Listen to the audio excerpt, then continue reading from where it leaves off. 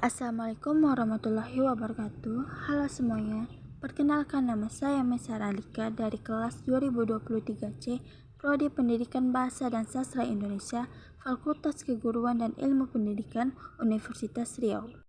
Di video kali ini saya akan membahas strukturalisme genetik sastra.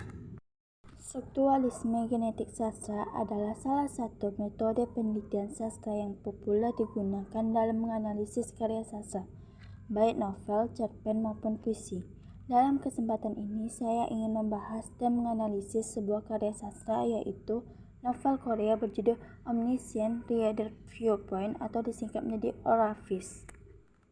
Omniscient Reader Viewpoint atau Orafish ditulis oleh Sing Song dengan jumlah chapter 551 chapter dengan genre aksi fantasi. Unsur intrinsik Orafish: pertama, temanya adalah bertahan hidup atau berjuang. 2. Tokoh atau penokohan. Pertama, Kim Dokja. Kim Dokja merupakan tokoh utama dalam novel Orafish. Dia merupakan korban bully sejak kecil dan pelariannya adalah membaca web novel yang berjudul Three Ways to Survive in a Runny World. Yang kedua, Han So-young. Han So-young merupakan partner terpercaya Kim Dokja karena mereka mengetahui novel Three Ways to Survive in a Runny World tanpa diketahui oleh Han So-young bahwa dia adalah penulis novel tersebut. Yang ketiga, Yoo Jae-hyuk. Yoo Jae-hyuk merupakan tokoh utama dalam novel Three Ways to Survive in a Runny World yang dibaca oleh Kim Dokja. Sebenarnya masih banyak lagi tokohnya, hanya saja saya mengambil inti tokoh yang penting dalam cerita tersebut, yaitu antara pembaca, penulis, dan protagonis. Ketiga, alur. Alur dalam cerita Orafish ini menggunakan alur maju dan mundur. Keempat, gaya bahasa. Penulis Orafish ini menggunakan gaya bahasa modern, namun ada beberapa kata yang memiliki makna tersendiri. Kelima, sudut pandang. Sudut pandang novel Orafish ini menggunakan sudut pandang pertama dan ketiga. Keenam, amanat. Pesan yang saya dapati dalam membaca novel Orafish ini ialah tentang bertahan hidup. Hal-hal kecil yang kita sukai bisa menjadi patokan untuk melanjutkan hidup. Lalu kerjasama antar tim, persahabatan yang tulus dan rela berkorban, kebahagiaan orang yang kita sayangi membuat kita bahagia. Novel Orafish ini ditulis menggunakan bahasa Korea. Sebelum menjadi novel, Orafish merupakan web novel populer di komunitas pembaca web novel.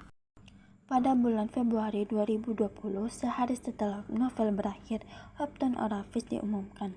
Novel Orafish sedang diproduksi oleh Redisen Studio dan diterbitkan oleh Novel Webtoon.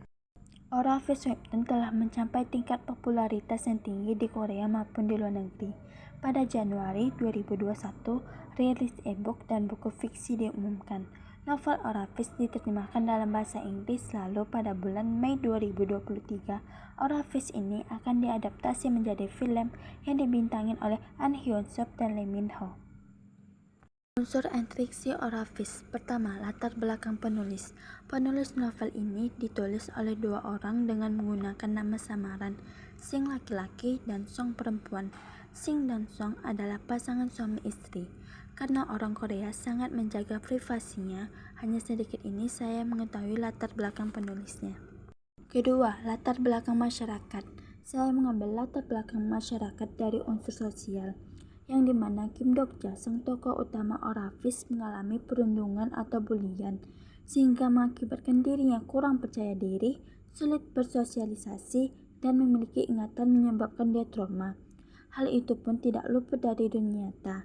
Banyaknya anak mengalami korban bulian sejak kecil, sehingga dampak hal itu akan berlangsung lama atau tidak akan pulih, yang menyebabkan dia mengalami trauma walaupun kelak dia akan bertambah dewasa. Ketiga, nilai-nilai terkandung dalam novel Orafish mengandung nilai sosial, budaya, moral, agama, dan sejarah. Contoh pada novel Orafish diceritakan bahwa tokoh-tokoh sejarah dan dewa-dewa mitologi menjadi konstelasi yang terlibat dalam alur cerita tersebut. Nama-nama yang sudah familiar seperti Sun Wukong dari karak sakti, Zeus dari mitologi Yunani. Ada pula momen sejarah yang diangkat ketika tim dari Korea melawan tim dari Jepang. Sang pengarang mereka ulang kejadian penembakan Ito Hiromubi. Selain sejarah, ada juga beberapa bagian yang diambil dari karya kontemporer seperti film Titanic, Jurassic Park, dan Wizard of Oz. Ketika membaca Orafis, saya jadi sering browsing untuk mencari info-infonya, seperti apa yang dimaksud dengan samsara dan lokapala, juga bagaimana kejadian Gigantomachia pada mitologi Yunani, jadi menambah wawasan baru mengenai hal-hal tersebut. Sekian yang bisa saya sampaikan. Jika ada kesalahan berasal dari saya.